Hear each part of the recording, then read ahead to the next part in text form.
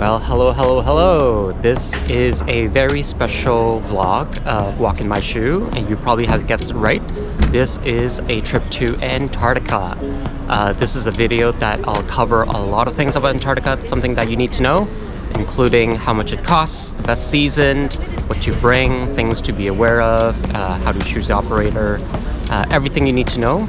I'll be here in this trip for about 2 weeks to go to Antarctica. Lots of things to see.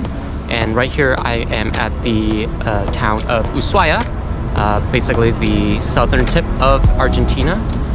This is the town, and I'll tell you a little bit more about Ushuaia as well. Ushuaia, nicknamed the end of the world. It's the southernmost city in the world.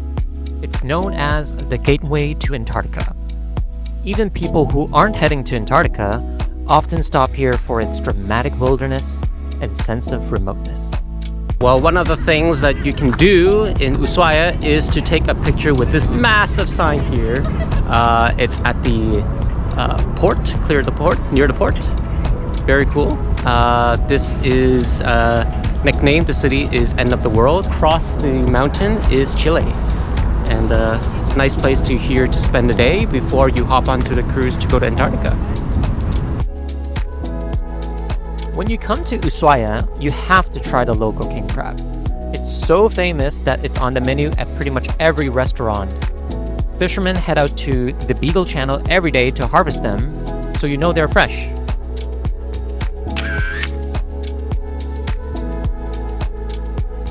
Another place worth exploring in Ushuaia is this tiny wooden shack, once known as the southernmost post office in the world. Would be so cool to send a postcard here. But the post office has been closed. But unfortunately, not today. It is under renovation. Maybe in the future it will reopen, but not now. So it's a bit disappointing, but you can still see this great view. And right across this lake is actually Chile. So we're actually very close to Chile. Another iconic stop in Ushuaia is the End of the World sign, marking the road from Alaska to here. A symbolic finish line for travelers who have driven the entire length of the Americas. It's the perfect spot to snap a photo and celebrate reaching the very tip of the Americas. Well, the first thing you need to know is, how do you get here? You definitely need to hop on a ship. You need to book an operator to get to Antarctica. There are lots of operators to choose, but you need to book in advance, probably 9 months in advance. It's expensive, but if you want to be on standby, you can also come here. Just wait by the port and hopefully you'll get a spot. It's a lot cheaper, but it's probably going to be individual, not in pairs. But you just need to try your luck.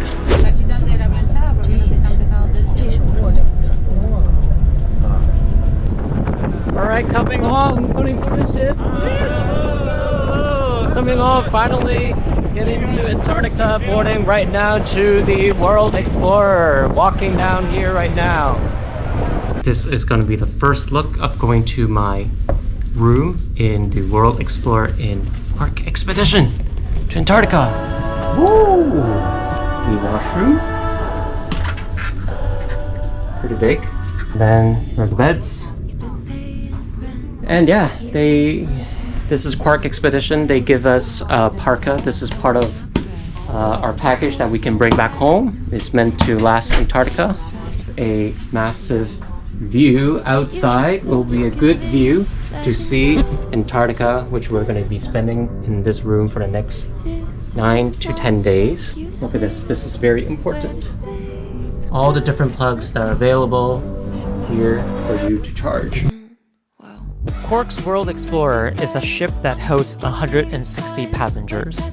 For a ship of this size, you certainly don't feel crowded. There's only one main dining room where lunch is buffet style, but dinner is served. My favorite spot is the observation deck on the 7th floor, where you can watch wildlife and icebergs floating around you. Of course, there's a gym so you don't miss your workout, but try not to work out during Drake Passage. After working out, you can relax in the sauna and enjoy the soothing heat after a long day. If you don't like the sauna, you could try the spa, but it's not free. exploring the deck before we head to the Drake Passage. This is deck 7, and clearly you can see there's no water. There's no water in the swimming pool. Why? Drake Passage. You don't want the water to splash in and out. Oh. Still working. Crossing the Drake, but the weather is going to be our master. And this is where I introduce you to the most important F word. Flexibility. All right? A key feature of Quark's expedition is that there are always lectures. Lectures here are important because that's how you get essential information about the expedition, such as the weather while crossing the Drake Passage. We also have onboard marine biologists, ornithologists, and glaciologists explaining wildlife like penguins, whales, and seals, how glaciers are formed, as well as the fascinating history of Antarctica. Of course, safety is an important topic that they don't take lightly, especially when it comes to boarding the Zodiac boats. There's a whole procedure for it. They also cover the importance of biosecurity. Here in Antarctica, they don't want to spread avian flu, so they make sure everything is sanitized. They give you special muck boots, which are the only boots allowed on Antarctica. Before you go on a Zodiac, you put them on in a designated area called the mudroom. And if you don't want to attend the lecture in person, you can always watch it from the comfort of your room. This was especially useful when we were crossing the Drake Passage. Hi guys, a big part of Antarctica is medication, and it's especially important to get the right medication because of the Drake Passage. You'll get seasick. So what do I have here? Well, I got lots of ginger candy. I got this motion sickness band. Don't know if it works. Just put on it. Apparently, it's very small. Of course, we have the good old gravel that works. Either here liquid gels, or you can just take it like this, gravel ginger. Or more importantly, this thing, meclizine. So this is something that Quark Expedition, they actually provide for free. It's complimentary, and you can take it. You can just take it here. So the captain said that if you're prone to seasickness, please take seasick medication. If you are not prone to seasick, you should also take seasick medication. So I'll probably take something here, and hopefully I won't get sick.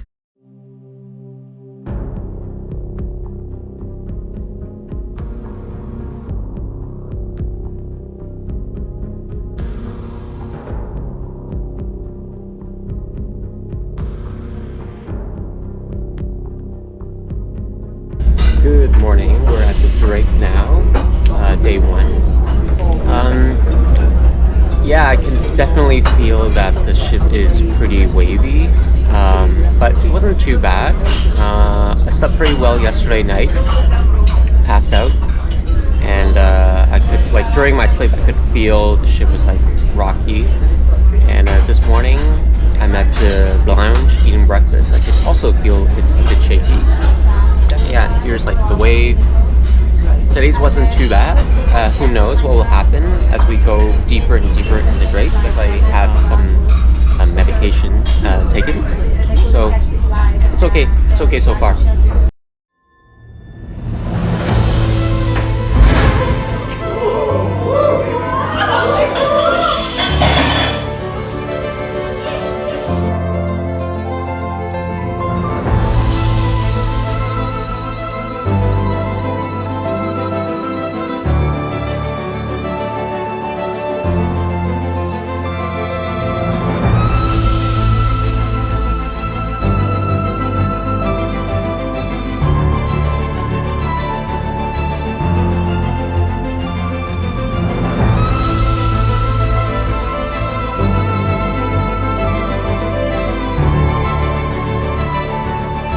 Let's see if I can walk in a straight line, Drake.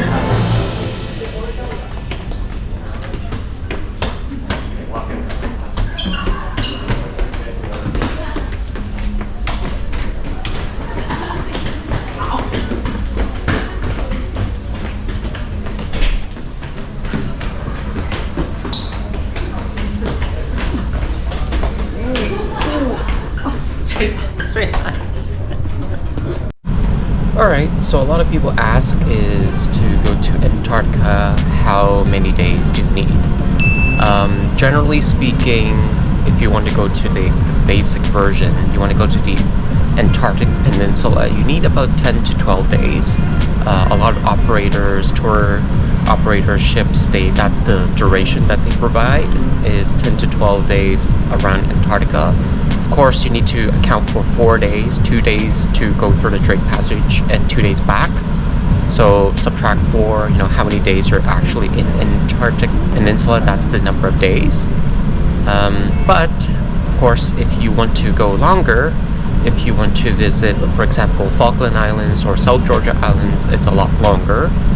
It could be 20 days, and if you want to even go through to the South Pole, so the Antarctic Circle, you need more days. So it could be also like 20 days, 23 days, 25 days, I don't know. But of course, there's also like a lot more adventurous options that you can go to Antarctica a lot longer to explore places a lot deeper. So a lot of people ask me, and I think it's very relevant, is how much does it cost? Now, of course, I won't talk about flight because it varies from city to city. There are at least over 100 operators for Antarctica. At a minimum, the cost is about 10,000 USD per person, but this is just the basic package with just one person. And you're probably sharing your room with someone else, a stranger. But if you travel with more people, the price actually goes up. So it can only go up from there. And also the basic price only allows you to check out the Antarctic Peninsula or the South Shetland Islands. And that's the standard cruise. It's about 10 days. If you want to see the emperor penguins in South Georgia Island, that's another 10,000 USD. But you usually get a few more days, maybe like 5 days, 8 days, 10 days more of cruise time. And usually this would also include a tour probably to the Falkland Islands. If you want to go to the Arctic Circle, that's another probably 8 to 10,000 US. Of course, the room will also affect the pricing. And also if you want extra excursions, things that you want to do like sea kayaking or paddling, it would cost more.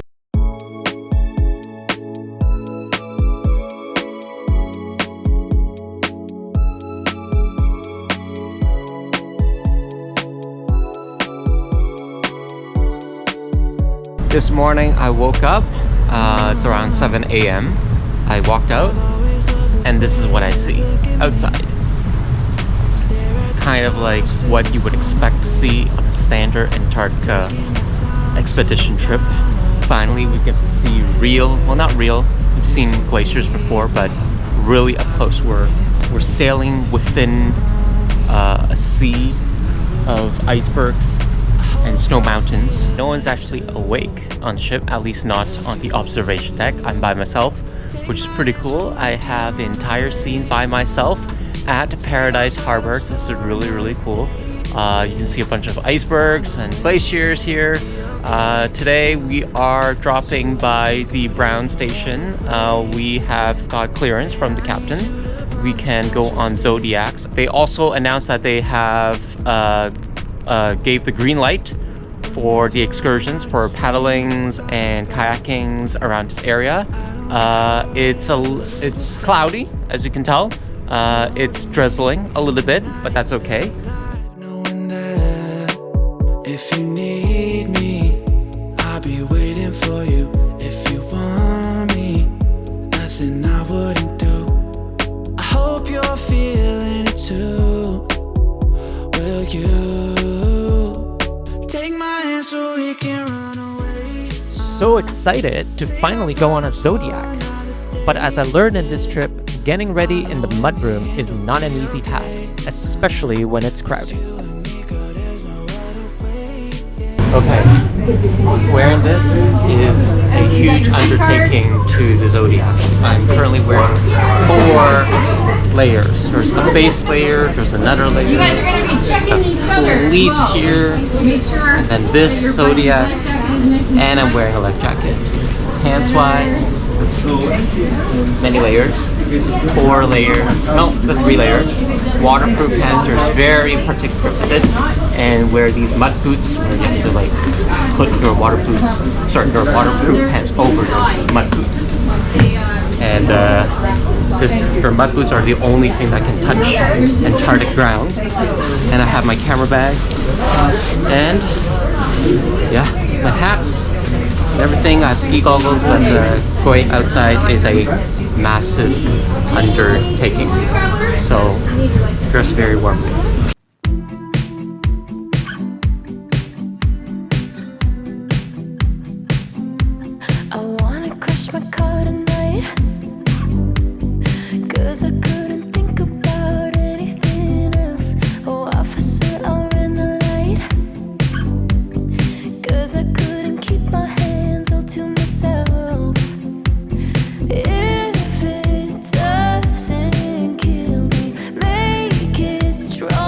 One cool thing about Quark is that every zodiac operator is also a guide.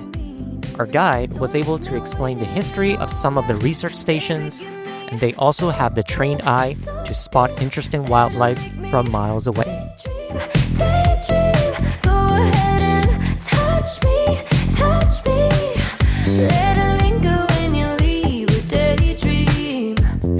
Daydream when you take me where I've never been before. I like it when you're sweet, but when you're bad, I like it more.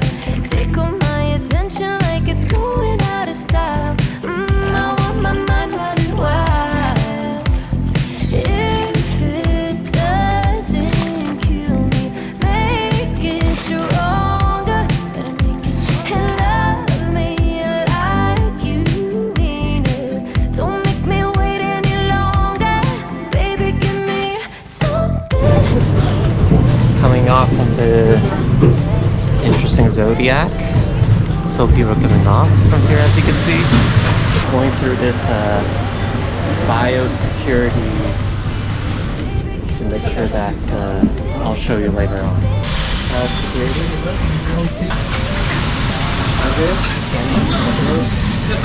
There you go. Done. Thank you. Walking around, back to the ship. So, how do you choose the right operator? As I said earlier, there are at least over 100 operators for Antarctica. Of course, when you choose it, other than price, is reputation. It also depends on what you want. If you want to land in Antarctica, the boat or the ship cannot be more than 500 passengers. That is actually law. The big, large cruise ships like Princess, it can technically go to Antarctica, but you just cannot land. So ideally, you want a ship that is fewer than 200 passengers to get the most experience, and because you want to land often. Because the rule is you can only land 100 people at a time. So the other people, you're either on ship or you swap on zodiac cruises, which means you're doing something else. You're probably maybe touring, circling around some of the islands, or you're doing excursions like kayaking. So if you think about it, the larger the ship, let's say the ship has 400 passengers and there's only 100 people landing on Antarctica, you gotta wait, basically. You have to wait. So sometimes you want a smaller ship. So if you want to do these daily zodiac landing type of tours, tour operators such as Quark, where I am at, or Albatross, Polar Latitudes, Oceanwide, they all offer that. If you want a higher end, like luxury, you can do Seabourn or Silver Sea. Of course, you can just simply fly and pass by the whole Drake Passage via helicopter. In fact, Quark actually offers it, and it's actually not too bad. 20,000 US. That's not too bad. $20,000 USD. Not too bad at all. That's it. That is also an option that you can do. I just wanna dance,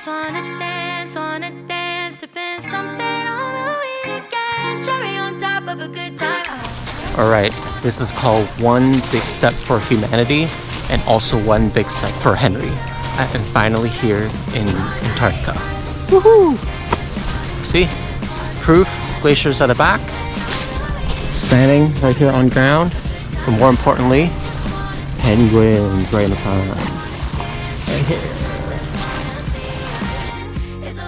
Danco Island, one of my favorite places in Antarctica. This place is full of Gentoo penguins. This is also the first time I have stood so close to them with a beautiful glacier backdrop.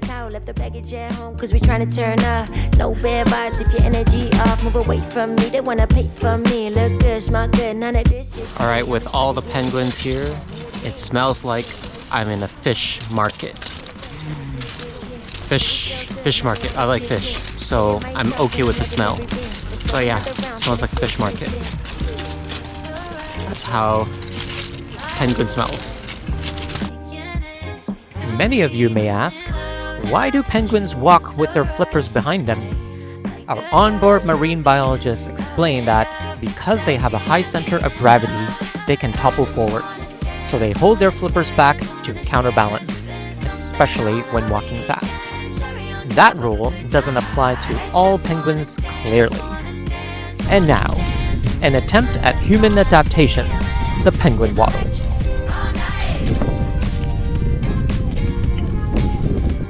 Well, here's another rule. The rule is you're supposed to keep at least 5 meters away from any animals, penguins.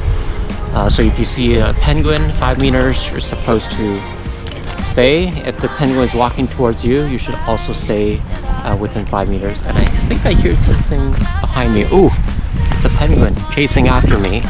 So, 5 meters distance. Don't chase me. Okay. Keep my distance away from the penguins. 1-2 step, now I'm feeling my best. Cherry on top, it's a good time, yes. I don't care for none of that stress. I'm way too. So a question that a lot of people ask me is, what is the best season to go to Antarctica? To go to Antarctica, you can only go during the summer season relative to the southern hemisphere. You can go to Antarctica pretty much from October to March, but depending on the season, you see different things. For example, if you go between October and early November, it's considered early season. Weather is colder, there are fewer whales, and penguins are building their nest. It's also the cheapest. If you go around late November to December, it's peak penguin season. It's busier because it's Christmas time around Northern Hemisphere, so a lot of people come, or Christmas in general. And also longer daylight and lots of snow. But if you go to between January to February season, it's peak whale watching. Least amount of ice, there's more rocks. See where I'm at right now, more rocks here. But ships can also go farther deep into Antarctica. And penguins are now full of fluffy chicks. And lastly is March. It's around late summer. It's quieter, but still whales are everywhere. If you like whales, that's probably the good time to go. And penguins are at teenage stage, but shorter days. So each season has its advantages and disadvantages, so depends on what you want to see. Come check it out. As we leave Danco Island, let me give you a glimpse of ship life on Quark's World Explorer. First, let's head to the place where we spend a lot of our time, the dining room. So what do they serve here for dinner at the Quark Expedition on World Explorer? Bunch of food, buffet style. One thing I'll let you know is that there's no assigned seating here at the World Explorer for Quark Expedition, which means you can sit wherever you want and you get to mingle with others.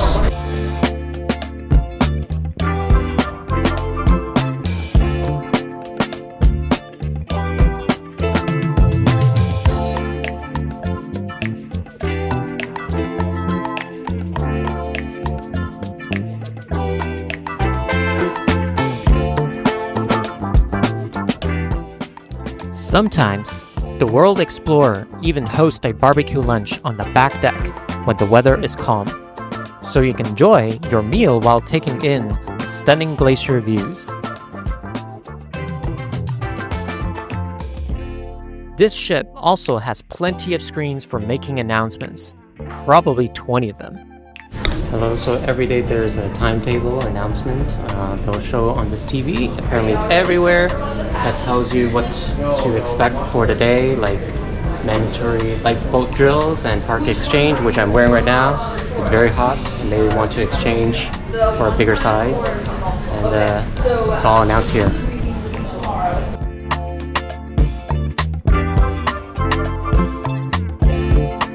So one of the coolest things I want to show you is this thing called the Wildlife List at Quark. And this is a list of all the animals that we expect to see in Antarctica. And it's categorized by different types of animals, birds, and mammals. And if we see a type of animal and it's verified, the crew member will actually make a tick right here. Just close up a little bit. See a tick right here? So these would be like different types of penguins, the days that we see, and also the whales that we're able to see. For example, here, blue whale, we're able to see on January 26th, which is really, really cool. This is definitely a showcase of an expedition type of trip in Antarctica, where pretty much all passengers and crew, they're always on the lookout for wild animals, and if we can verify it with tick mark right here, we check mark here, and we hope that we can fill out this whole chart by the end of the trip. So pretty cool right here. If you want more exercise, you can always take a light brisk walk on the top deck while staring at the amazing snow-covered mountains.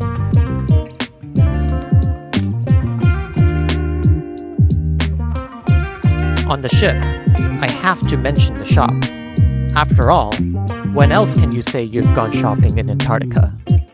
Alright, here to talk about the shop here in Antarctica on board at the Quark World Explorer. So here we have clothes, all marked Antarctica, as you can see.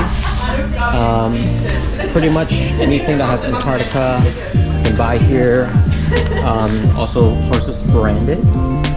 Some pins here, penguin pins, of course.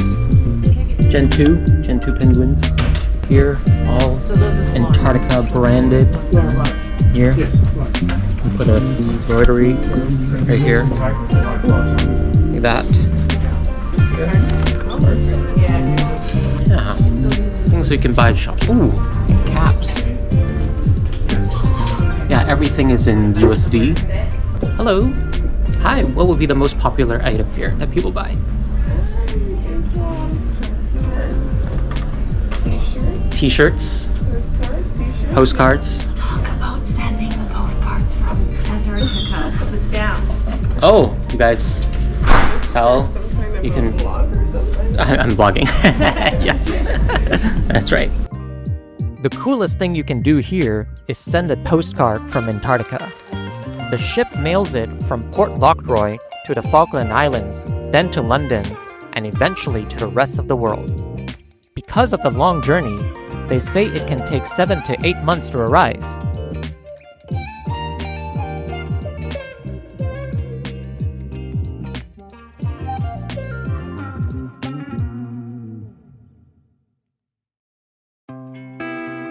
Hey.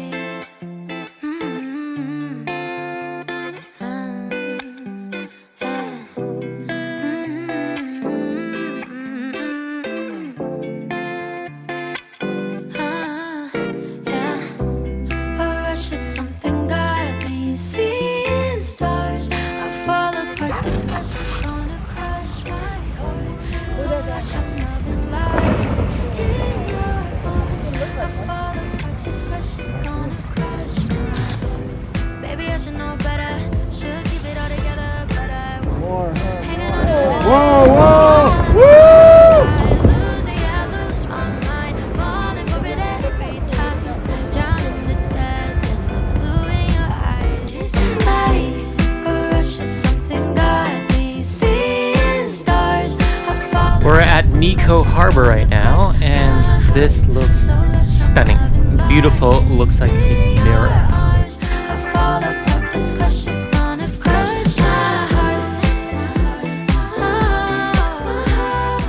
Neko Harbour is a place full of surprises. Why? Because we saw whales up close. Check this out. Currently surrounded by whales. Drifting out of focus, taking off my clothes. It's 24/7 minutes in heaven. It's gonna end, but baby tonight it's like a rush of something got me seeing stars. I fall apart with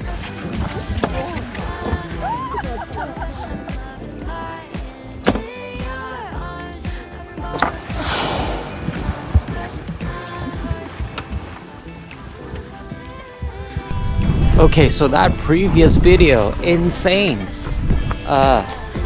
Lots of whales. We see a family of whales, probably at least 5 or 6 whales. You can see the whale, the fluke, the tail going down. You can see the splash that they make.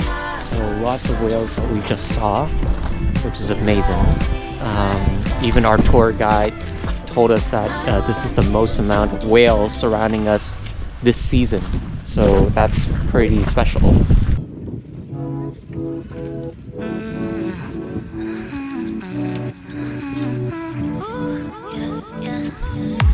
Hello, this is Neko Harbour. This harbor is actually connected to the actual Antarctic continent.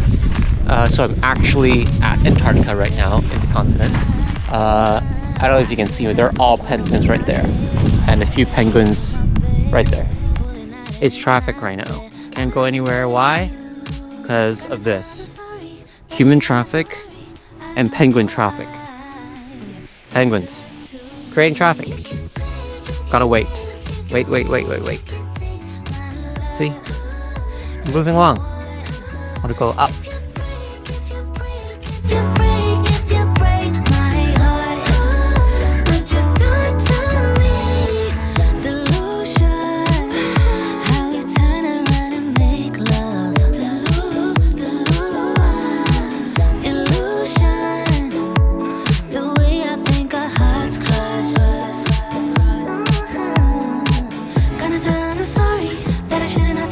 As I mentioned, Antarctica, one of the things that are surprising is that it's very wet. Sometimes you are on zodiac, suddenly it rains or water splashes from the ocean and your pants are wet. And they're very particular about it. They actually check, so make sure that it's waterproof pants, not resistant. They do loan you boots, at least Quark Expeditions loan you boots. And they also give you a parka that you can bring home. And of course, they also loan you walking sticks. So here, a bunch of walking sticks you can just bring with you and walk up and hike. So that's an addition.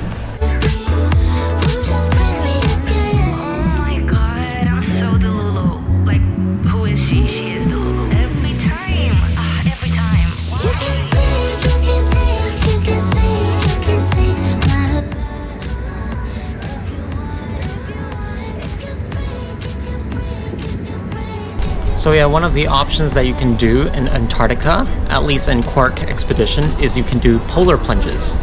You can jump to the water of the Antarctic Ocean and be frozen for like 5 seconds. You're tethered to a string and they just pull you back up to the gangway and you'll feel the cold. You're also not allowed to bring anything with you that is not attached to your body. So if you want to bring a GoPro, the GoPro needs to be attached to your wrist. You're not allowed to wear goggles, so that's a problem. So I'm not doing the polar plunge. I'm afraid of the cold. I'm too scared of the cold. It's too cold. I don't want to do it. That's why. It's just too cold. But yeah, you can do polar plunges here. Pretty unique idea.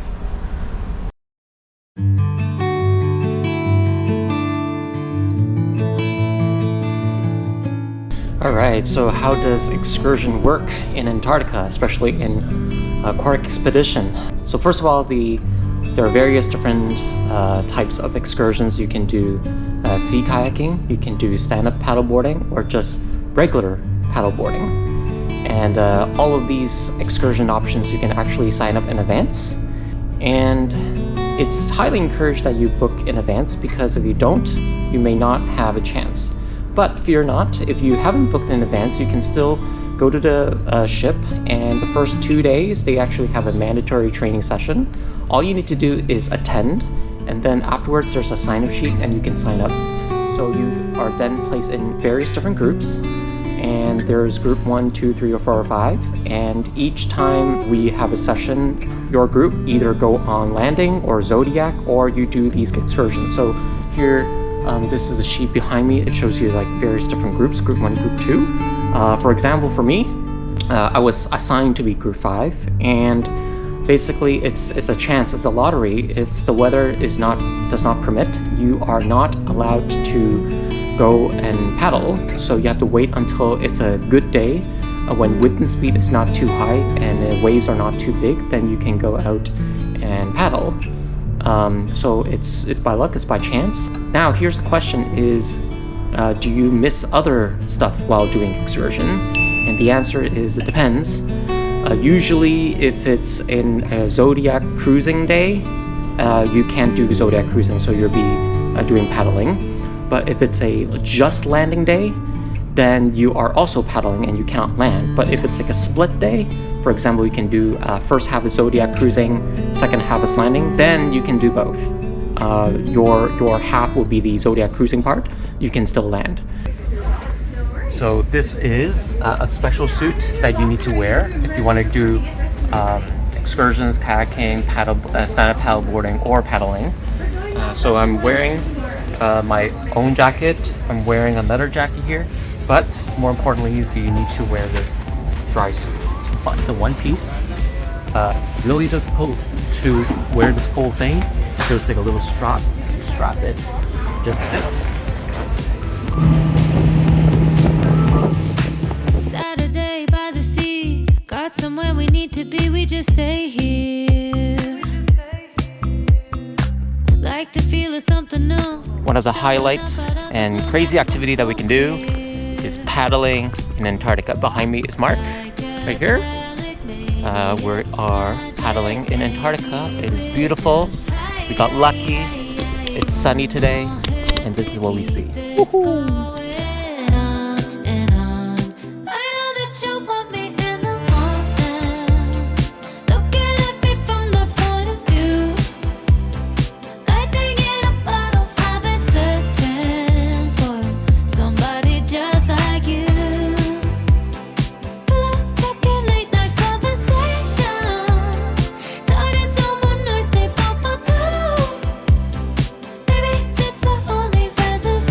This is classic Antarctica. We are paddling among a sea of ice. All ice, see? All brashes of ice. And Mark behind me is doing hard work right now while I'm vlogging this. Brash of ice, paddling through.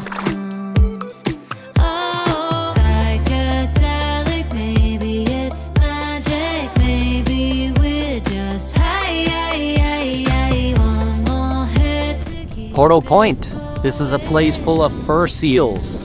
And you can also see chin-strap penguins. But more importantly, this is also a place with a lot of whale activities because of krill, abundance of krill. You can tell. That's when you can tell that there's a lot of whales coming here, and they're all, a lot of them are humpback whales. So here in Antarctica, there are a lot of rules that you need to follow. They're biosecurity related. In particular, you're not allowed to sit, kneel, or crawl. The only thing you can touch Antarctica are your boots. The reason being is they don't want people to bring foreign specimen from one colony to another because of avian flu. They're very careful with that. But that rule does not apply here, where I'm standing at Portal Point. That's because I'm high up right here and penguins can reach here, so you won't need to worry about bringing avian flu to another place. So here I can actually kneel, I can sit, and that's not a problem. Another rule is you can't bring rocks or pick up rocks or feather and bring it back home. That is strictly prohibited. Another thing is you can't make signs with snow here. You can't make an I heart you or I love you sign in Antarctica. That's not allowed, but maybe that's allowed here at Porter Point. So anyway, lots of things that you need to worry about. They're very careful with biosecurity, and when you go back to the ship, they have a machine to sanitize your boots as well. So they're doing a very careful job. And here, this is Porter Point. I'm at a very high point. You can see behind me is the ocean and also the ship World Explorer. And we're here supposed to listen to the sound of Antarctica. Enjoy, my friends.